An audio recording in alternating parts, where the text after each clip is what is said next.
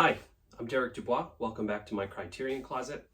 Today's topic is going to be Criterion horror. First, Lars von Trier, filmmaker out of Denmark, Antichrist.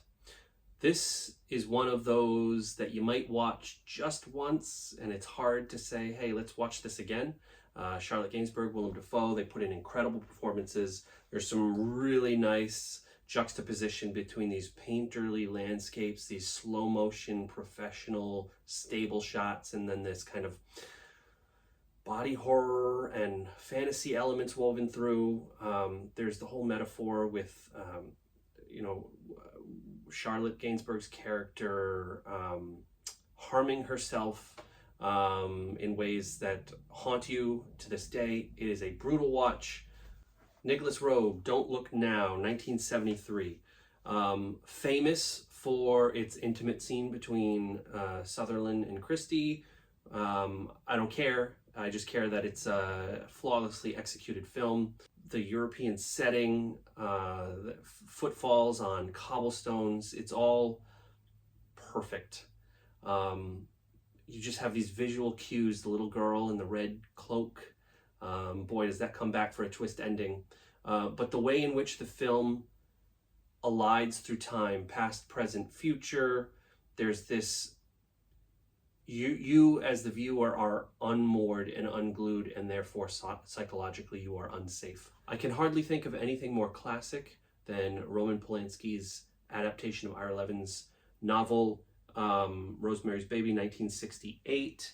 Here, a star-turn performance from Mia Farrow and John Cassavetes, who everybody in the Criterion closet consistently picks, whether it's to look cool or not. Cassavetes was a strong actor, and his role here as the husband is fantastic.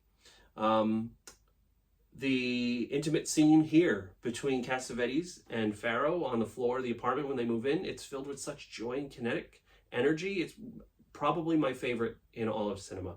But the paranoia that seeps in, that New York brownstone apartment, God, everything so brilliantly shot by Polanski. The tension is managed beautifully. Two at a time. Guillermo del Toro. I want to talk 2001, Devil's Backbone, and I want to talk 2006, Pan's Labyrinth. Obviously, everybody here knows Guillermo del Toro's work. We're all eagerly awaiting Frankenstein. We know that he's bounced between U.S. mainstream cinema and some of the best new Mexican cinema that came out of the 90s and beyond. His ability to find horror in the fairy tales, tell stories for adults that are still filled with childlike wonder, design the most gorgeous sets for his stories to unfurl against.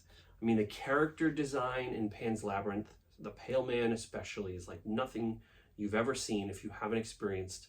That one sequence alone is everything horror cinema should be. They both have wartime backdrops. I think Pan's Labyrinth does a beautiful job moving between a fantasy world and the brutal reality of fascism.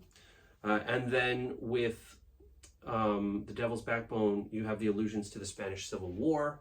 In either case, the period piece evokes the ghosts of our past and the sins of our peoples, and these films will haunt you forever. David Cronenberg, master of body horror, which is not my favorite genre. I find it very hard to watch, but what Cronenberg does is he elevates body horror by having it mean something. It's hard to watch, you get squeamish, but I think Videodrome might be his masterpiece. 1983, James Woods, Debbie Harry, I mean, what a crazy cast. But this notion of the ways in which, God, it's so prescient, the ways in which the human body was merging with our media environments, tapes being inserted into bodies, this technology flesh intermixing here. There's nobody that tells a story like David Cronenberg. My son is not ready for Videodrome, but we did watch his The Dead Zone last night because I'm a huge Stephen King fan as well. Cronenberg knows how to tell a story. He's one of our greats. We don't give him enough credit. Check out Videodrome. Last but not least, as I've tried to do on more recent episodes, I've tried to signal films that I haven't seen yet but look forward to. So I've had a copy of Lewis Allen's The Uninvited from 1944. I'm aware that it's a beautiful black and white gothic ghost story, but I've yet to see it. And that's something I'm putting on my list for this Halloween season. Thank you.